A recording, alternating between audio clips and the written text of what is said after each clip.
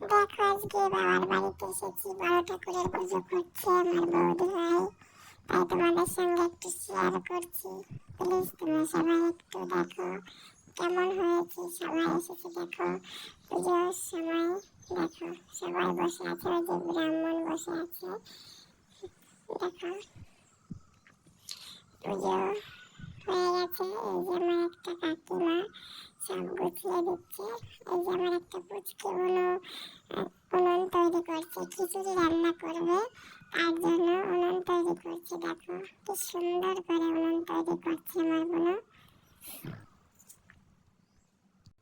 কেমন হয়েছে তোমরা একটু প্লিজ কমেন্টে বলবে।